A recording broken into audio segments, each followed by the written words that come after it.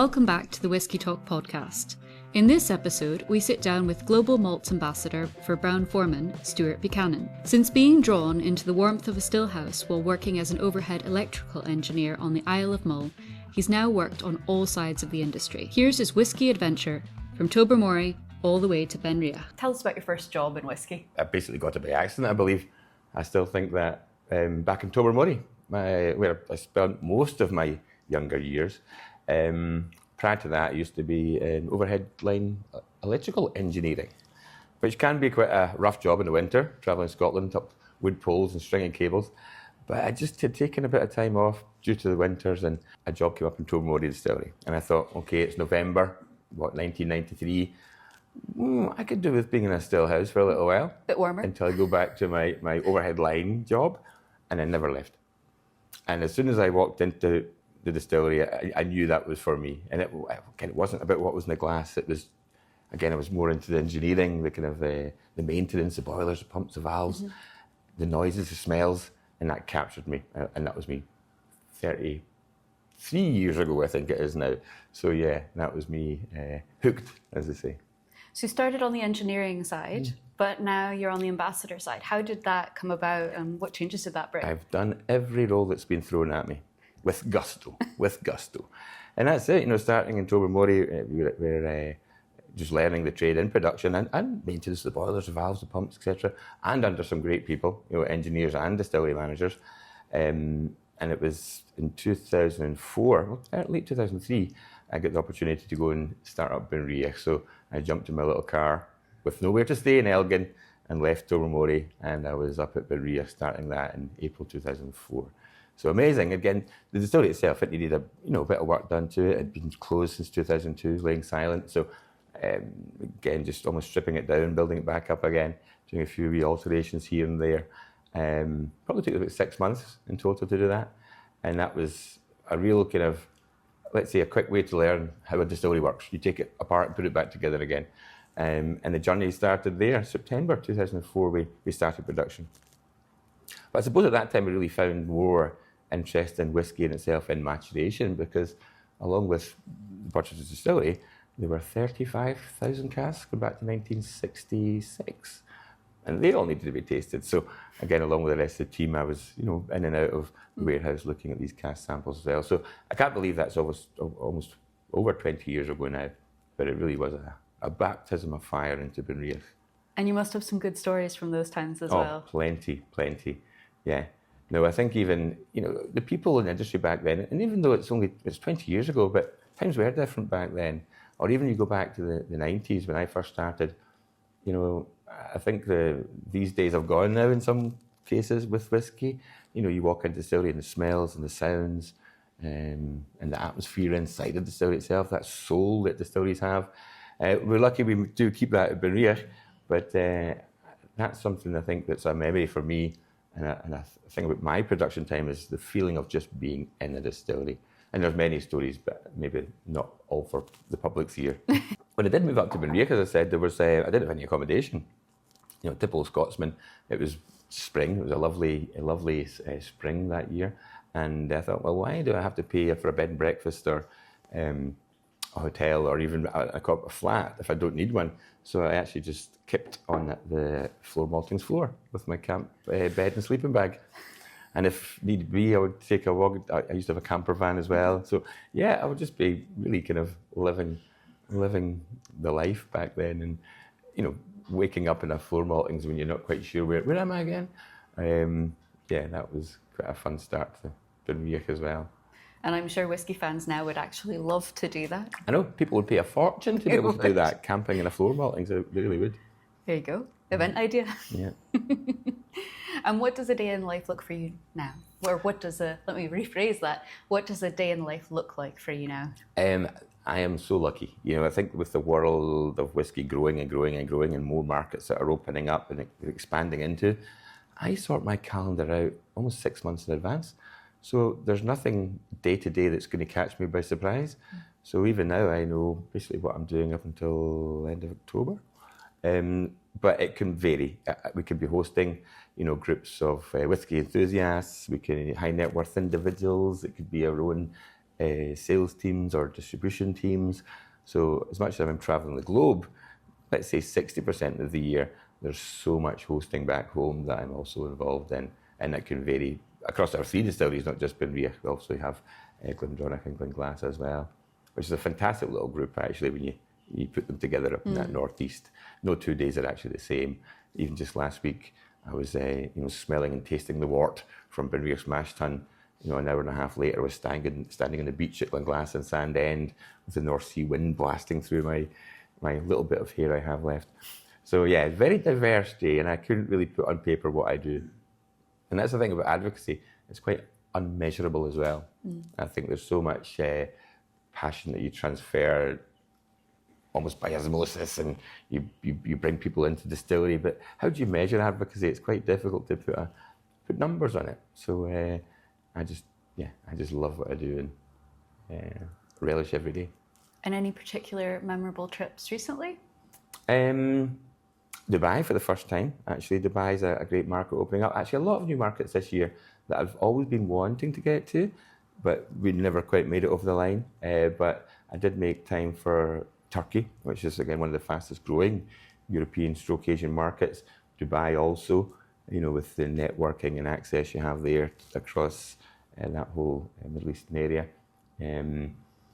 But even just lovely little markets like Bulgaria, Hungary, Greece. Greece is a lovely little whiskey market. So I think that's one thing I enjoy. Even my travels are very varied, and I'm always looking, almost like in a 3-year cycle. Okay, I've done that, I've got that up and running, let's go, where can we hit elsewhere? And a little bit of mantra of mine, it's not a company mantra, but I always use this kind of, you launch, you grind, maintain, remind. And these 4 things, if you go into market, that's a lovely segue to basically fill and drive your brand over a 5, 6, 8, 10, 12, 13, 14-year period. So yeah, that's my little sales mantra. I love it. And you're celebrating 20 years this year. Congratulations. Yeah, can't believe it. You must have a lot of memorable stories. You've talked a little bit about starting out at Benriach. We're talking about whiskey with a taste for adventure this year. Any particular adventures over the last 20 years that spring to mind? The 20 years has been an adventure. You know what I mean? I think that's the thing. I just love adventure. And maybe that goes back to, I don't know if it's, I could say it's a Scottish thing, but I think even more so it's a West Coast island thing. If you're brought up on an island for most of your life with only 3,000 people, you crave adventure. You're always out adventuring, even as kids, out on rowing boats and islands and up hills and walking and camping and out with campfires. I've always been craving adventure, and that's probably why I did leave production. Not why I left production, but it's why I love what I do outside of production. Because when I was managing the distillery, it was a case of, that was great, but I would travel, intermittently when I could to a lot of the shows across the world. And then in 2012, 13, I found myself away more than I was home. And again, the owner at the time, Billy Walker, just said, Stuart, what do you want to do? Do you want to stay in production, or do you want to, spread your wings and travel? I said, well, I've done this part, let me go and do the next part. But I don't know, it's adventures are, as I say, my life is full of adventure, but I do take it in my stride, so I never get overwhelmed if I'm standing in the middle of Gingza or in Shanghai or in New York Central Park. For me, it's just work. It's day-to-day work. Get it done. Right, next. Let's move. And for me, it's like jumping to Dufton from Elgin, let's say, from going to Edinburgh to New York. Because it's all whiskey. It's all whiskey. And you mentioned, the sense of adventure coming from the islands. Do you think a lot of your scent memories and the way you talk about whiskey comes from that time? 100%. I think I've always been very sensory, as we all are, if we open our palates and minds up to that, if we can unlock that, let these little triggers come through. So again, even whiskey in itself, my first, memories aren't whiskey in the glass. It was even my grandparents' farm. So my mother's parents were farmers, just outside back of Loch Lomond, and they were dairy farmers. So they used to get my Uncle John used to get all the draft from Auchentoshan, Glengoyne, into the Glasgow distilleries as well, and I used to play in the draft pit. And the smell of draft, if I even today walk past the distillery when they're throwing the draft from the mash tun, it takes me back to get a clip round the ear from my grandmother for playing in the draft pit again. It's like, but even that memory, or even being brought up in Dumbarton, where I originally was born and brought up, even the smell of grain whiskey that just penetrated through the town, you know, and the smell of grain, that sweetness of a grain spirit, I think that's why even it leads my palate to enjoy a sweeter whiskey. Mm-hmm. So these are all things that I'm sure did found my passion not only for whiskey but my particular tastes in whiskey. And speaking of those tastes, you've gone to some pretty wild places. You've mentioned them already, or not wild, far flung. Mm-hmm. What's the most unlikely place you've hosted a tasting? At a castle in where was it again? Down in the south of Belgium, which was pretty crazy. What was that town called? But a really old castle built up in, it's almost like similar to Edinburgh Castle. It was built in a kind of slightly, very flat area but it was almost like a wee kind of plug there, and the castle was right at the top, but there was absolutely no mechanism to get the whiskey up, so we had to, maybe 500-600 steps we had to climb with all our bottles of whiskey and everything. But what a spectacular view and location to host a tasting in. It really was amazing. What else has been weird? One thing that people do have to visit is the Viking Line Cinderella cruise. That's a whiskey festival you'll never forget. If you do that once, that's really you're in with the whiskey people, because you're 4 days on a cruise ship going back and forward between Stockholm and Finland. Mm-hmm. You're surrounded by whiskey people 24 hours a day, and it's really a 4-day session, like just talking nothing but whiskey. So that really is if you're looking at going to a festival or something that's totally unique in the whiskey world, that's a pretty crazy event to host. I've heard about it. I've never attended, but it's on my list certainly. Mm. What advice would you give to someone who's looking to become a whisky ambassador? Again, it's not about knowledge, because you build your knowledge every day. 30 plus years in industry, I still learn every day. I still research things to maybe describe things better, or wee nuances that I can pull into my armoury when I'm out talking. It's just a passion. You cannot buy passion. And I say that not only in advocacy, but anything to do with the business. You need to love what you do. And it makes it easier if you love what you do. Again, you get paid for your hobby in some respects. So I think with single malts, it can be quite intimidating, or there can be this fear factor that maybe hovers over the single malt category. But I think that's deeply getting broken down now.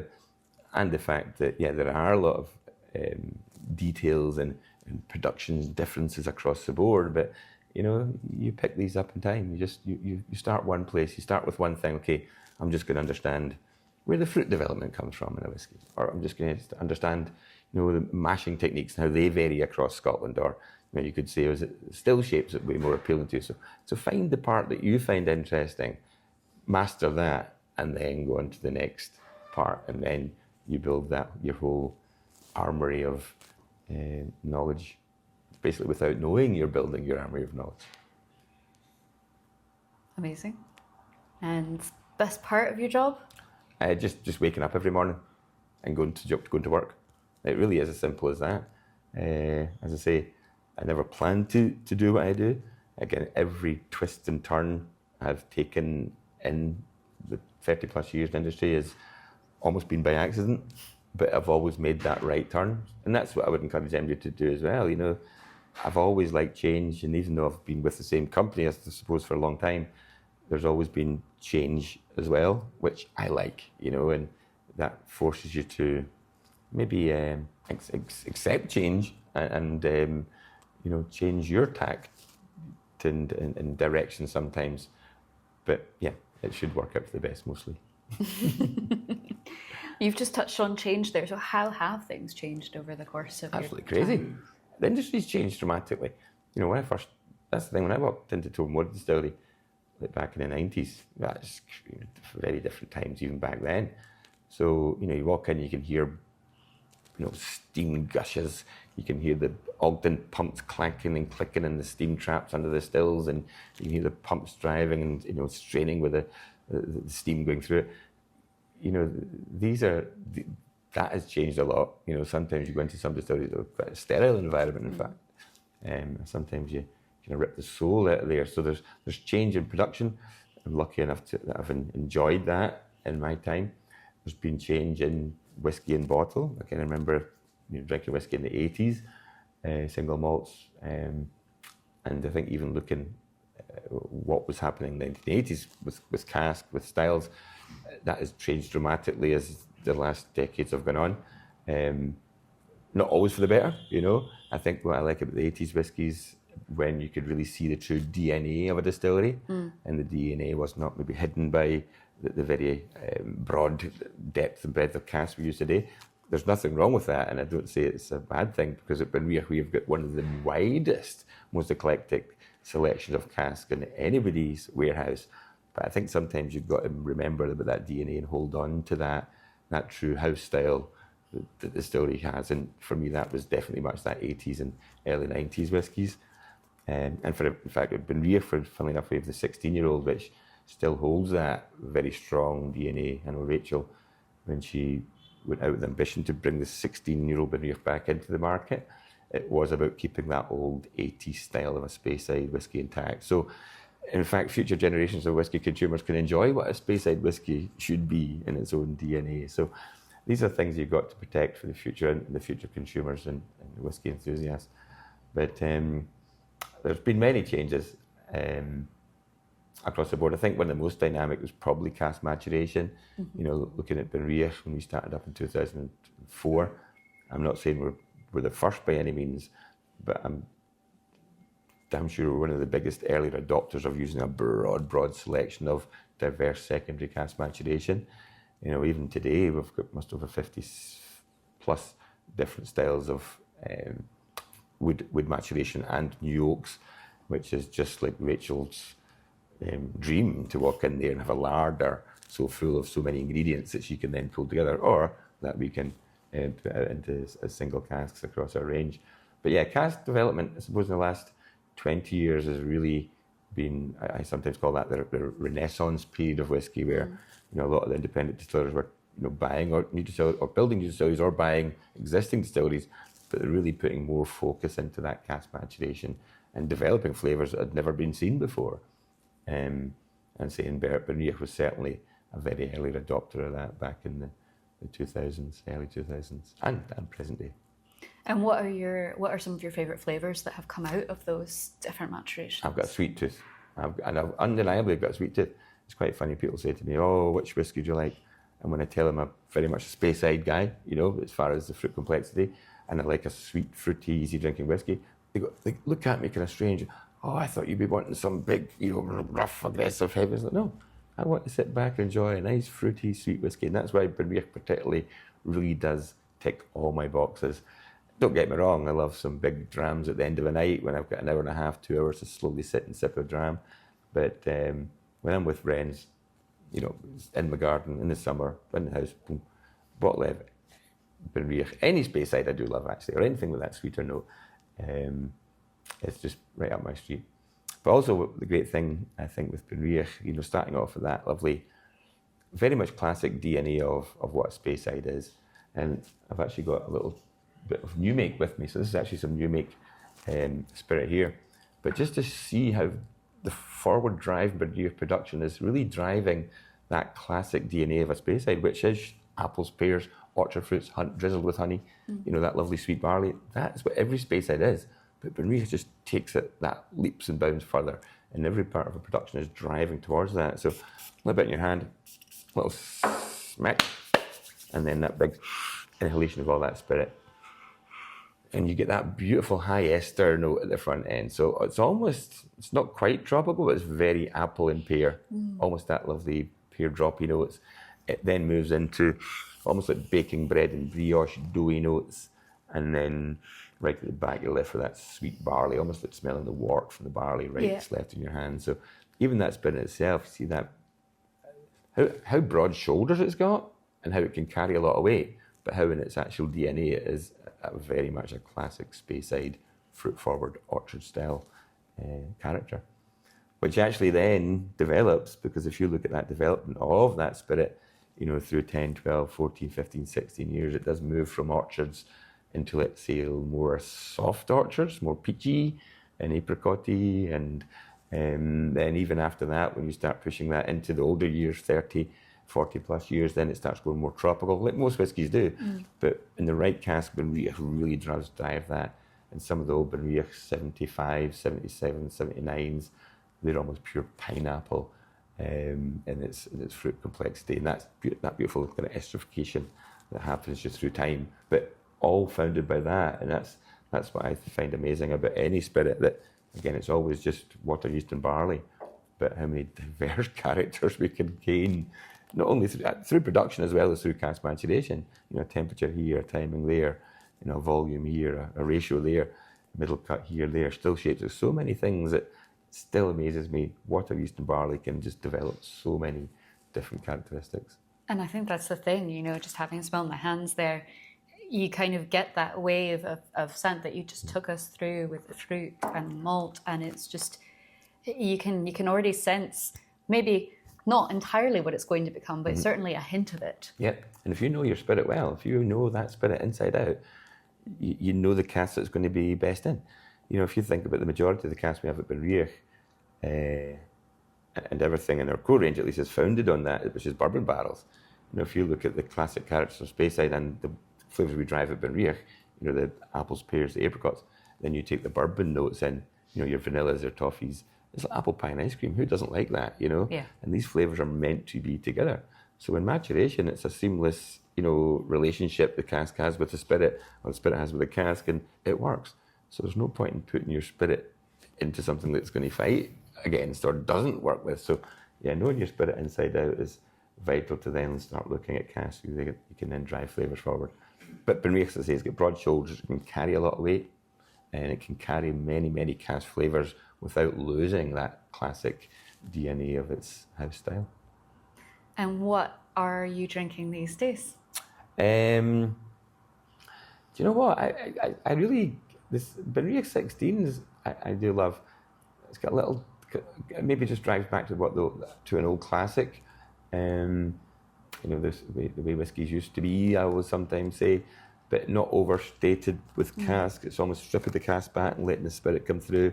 Rachel's woven a little tiny wisp of smoke in there, which you do get, but which also elevates a honeyed characteristic within that.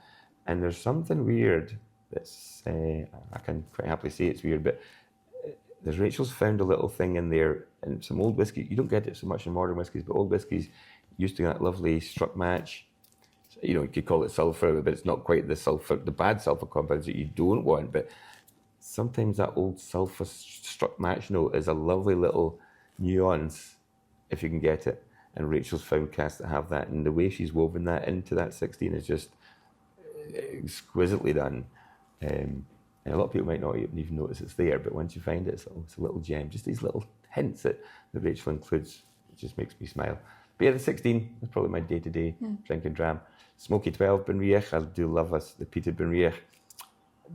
Growing up, maybe I wasn't a huge fan of the big West Coast peated whiskies, but when I tapped into that northeast Speyside smoke, that opened a whole new world of whiskey up for me, really. And it was about that, maybe memory triggers as well, campfires, barbecues, that kind of lovely wood smoke. You go home, you smell your clothes of campfire, and that was the note I was getting, or triggering me from the Benriach peated, which actually I just happen to have here. Nice segue into that. And the peat is actually a little bit sweeter. There's a few different things we do, particularly in the middle cut of the spirit, which maybe emphasise a bit more of the sweetness and a bit more of the barley, a bit more of the sweeter phenols. But it's almost just baking down these apples. The smoke is so balanced and so basically in harmony with the flavour notes we get from the spirit. It doesn't stand out. It probably comes in your hand a bit later when all the alcohol's gone and you're left with that, almost like that campfire wood smoke in your hands. And again, a little bit more of that honey sweetness in the barley. The buttery sweetness as well, yeah. A little bit silkier as well. The little oils we're pulling through, the lower end, middle cut. Just brings a little bit of that oils over, which gives a nice wee silky effect. Love it. Yeah. But yeah, you know what? I drink a lot of whiskey. Any whiskies, to be honest. big bourbon fan as well. Yeah, back in the day. And I think, again, single malt whiskey in itself in Scotland is built on bourbon barrels. So I've kept my end up of the deal with that and made sure I've emptied a few in my day. Well, one of our themes in April is whiskey with a wow factor. So it's interesting that you mentioned that struck match note, because we are looking at whiskies that have just these really small peculiarities that you pull out where once you find it, you can't. And it's true, once you find these things, Rachel, it's Glendronach, but Glendronach has just brought out a new Masters Anthology series, Ode to the Dark, Ode to the Embers, and Ode to the Valley. And the Ode to the Valley, just to give you an understanding how I love Rachel and working in whiskey, she has a picture in her head when she makes a whiskey. And the Ode to the Valley is celebrating the Valley of Forg, where Glendronach sits, and also the Douro Valley in Portugal, where we get our port cask. So it's a kind of Glendronach port and sherry combination. But she's even got for some reason, nettle leaves in there that I get, which is like being out and walking up the woods, you know, when you can smell that nettle or that kind of, the foraging side of it, you know. And it just amazes me how she can even, in her head, find casks that hold that little thing that she can add as a little tiniest nuance. Even if somebody doesn't get it, doesn't matter, but she puts it in there because some people will. And that's the magic of a master blender, isn't it? That moment of delight, that found surprise, that I think, I mean, you're always conscious when you're in a tasting that you don't want to give too much away because you start to influence folks and what they're getting out of the experience. Yeah. But equally, sometimes it helps to kind of give very broad brush strokes. Yeah, sure. And you put people in a place, you know, it's like, you know, if it was a Benriach, let's say, an old Benriach smoky whiskey from the 80s or something like that, you say, well, you would picture yourself in a pine forest. Now, that's all maybe you have to say. But then when they're tasting, they take you to a place. And I think that's what whiskey does. Whiskey can take you to places outside of maybe where you are. And whiskey has got an amazing spirit. I don't think there's any other spirit that touches your soul like single malt does. There's something happens inside you.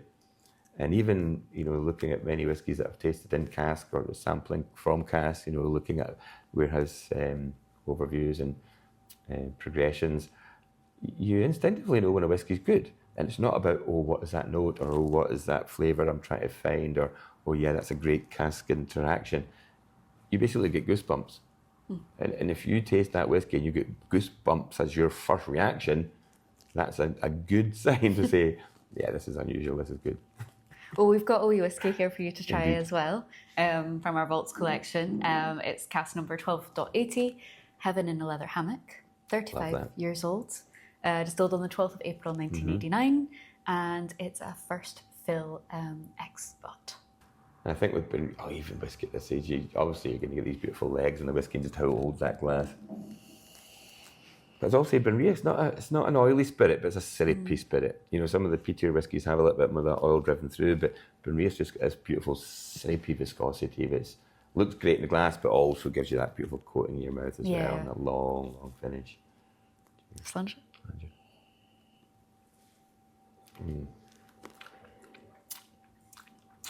Yeah, that is beautiful.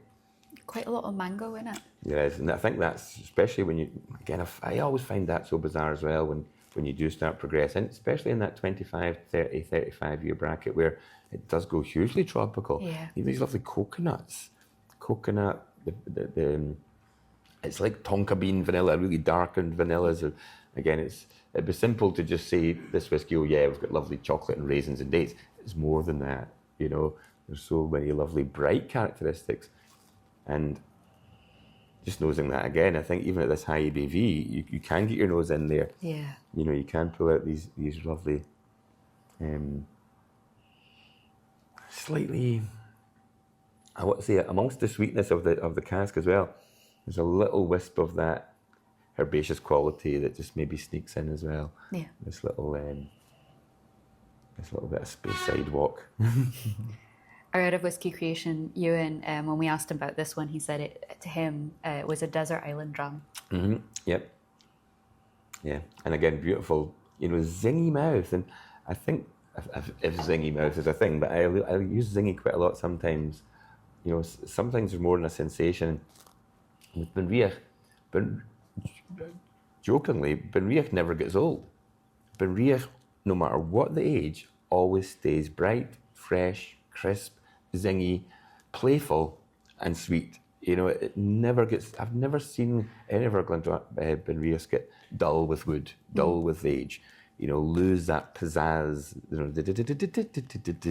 know, every whiskey, that lovely middle, start, middle, and end. It never gets old, and that's what I like about Benriach. Playful is an expression I stole actually.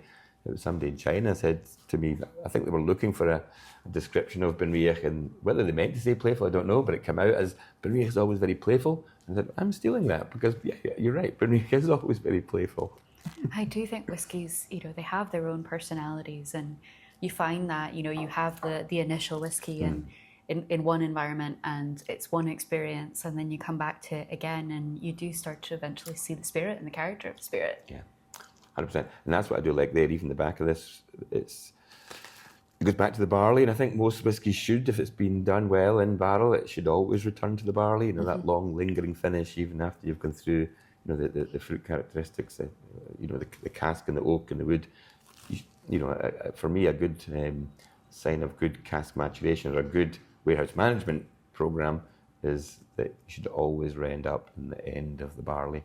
And maybe it's like what's left in our hands after the new make, you know, or even sometimes I explain what you should be left with at the back of the palate is like walking into the mash house. You know, if you walk into a mash house and each distillery will smell differently, you know, you can actually get that DNA from the first process of mixing the barley and water together. If you're standing above that mash tun, smelling that environment, that should be reflected in the dram. I feel anyway, if it's done right, maturation-wise. I can see it. And we talked a bit about what it takes to kind of bring distilleries back to life, something that you saw with Benriach firsthand. What's your feeling on the state of the industry right now? Because we're kind of coming out of a period of boom times, but there's perhaps a bit of uncertainty around what the future holds. It's true, but we've always weathered that storm. You look at look at 200 years, let's say, just to give it a number. There's always been the booms and the busts, some bigger, some smaller. You know, so we're just riding that wave, and you know, I think with us maybe being in that whiskey bubble, we maybe are more personal to the changes for whiskey, but you got to remember it's every luxury you know, avenue is suffering. You know, so we're not alone in that luxury, let's say, purchasing softening a little, but then you just need to move. You need to work smarter. You know, the markets that maybe are softer or could be said to be declining, you just need to work harder. You know, you need to be out getting whiskey to lips. You know, you can't rely on just putting a poster up in a brand campaign and expecting everybody to flood in and buy your whiskies. You need to be out on the ground. And again, that's why I love what I do. You know, that's part of my grind part of my launch, the grind, maintain, remind. You know, you've got to be out there getting whiskey to lips.